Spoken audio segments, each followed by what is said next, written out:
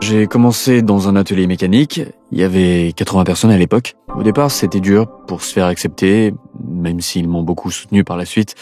C'était le temps qu'on apprenne à se connaître. En fait, ce témoignage, c'est le mien.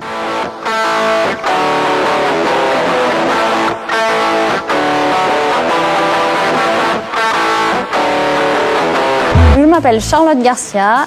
Je suis embauchée à EDF depuis 2004. Je travaille pour la direction DAIP. Mon boulot au quotidien, c'est de m'occuper de la formation des pilotes de réacteurs nucléaires. Techniquement, ça ne change rien d'être une femme, mais malheureusement, l'entreprise est un échantillon représentatif de la société. Et dans notre société, je pense qu'on a une large marge de progression sur l'égalité homme-femme. J'ai déjà eu un avancement pour pouvoir rattraper mes collègues qui étaient hommes. Ça veut dire que forcément, quelque part, j'ai été discriminée dans ma rémunération. Il faut faire 2 fois plus ses preuves pour avoir l'écoute des gens. Et puis aussi, il ne faut pas laisser place à aucune réflexion qui sont plutôt du sexisme ordinaire.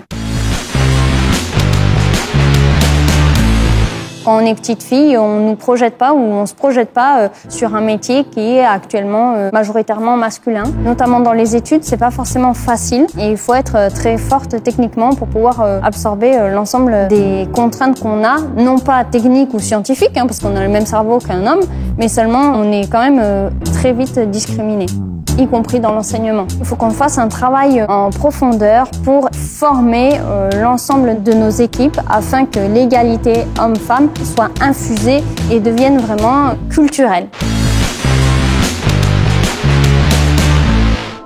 J'essaie de me battre notamment en CSE pour bénéficier dans chaque service d'un local allaitement par exemple. C'est important pour les jeunes femmes qui souhaitent continuer l'allaitement et qui sont obligées soit d'arrêter ou soit de tirer leur lait dans un coin ou dans les toilettes, ce qui d'un point de vue hygiène notamment est vraiment exécrable. Je reste à l'écoute de toutes les situations particulières qui ont lieu où certaines femmes font face à du sexisme et là dans ce cadre-là, j'essaie d'intervenir auprès directement de leur manager. J'essaie aussi d'être en lien avec mon organisation syndicale de manière très rapprochée pour voir ce qu'on peut faire dans chaque cas.